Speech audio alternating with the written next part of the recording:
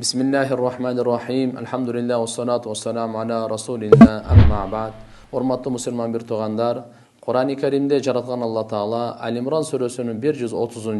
131. 138. ayatlarında sütkorluktun bütünдөй aramdığın bayan kılat.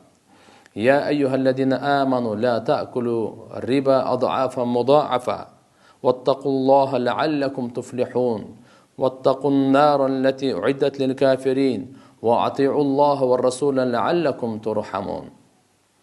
Ey iman keltirgендер, sütkorluk kılvagıla bir neçe ese köbөйтүп koşup, jana Allah'dan korkup turgula, mümkün iyigilikке jetişersiңер. Jana ушундай оттон сактангыла, ал капырлар үчүн даяр кылынган. Allah jana elçige baş ийгиле, mümkün силер ырайым кылынарсыңар. Урматтуу мусулман bir tugandar, İslam dini peşeneter menen, ак эмгек menen, adal ырыскыны таап, өзүнө жана үй бүлөсүн adal ырыскы менен камсыздаганга буйрат.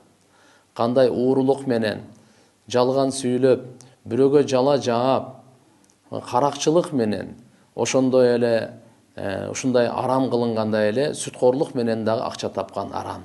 Таразадан алдап тапкан дагы арам болгондой эле сүткорлук менен процентке берип акча тапкан дагы ислам дини арам кылган. Аллах субханаху ва таала менен элчиси менен согуш жарыяланга барабар деп Кур'ан-ы Керимде жарыя кылган тугандар. Ислам динде толук бүтүндөй буга тыюу салган. Биздин мазхаб башчыбыз имам Азам Абу Ханифа рахматуллаху алейх айткан.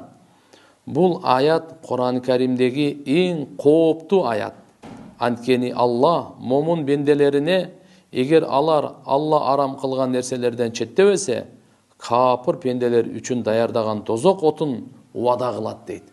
Ошондон улам баарыбыз урматтуу агайын мусулман bir туугандар, пешенетер менен, ак эмгек менен адал ырыскы тапканга умтулайлы.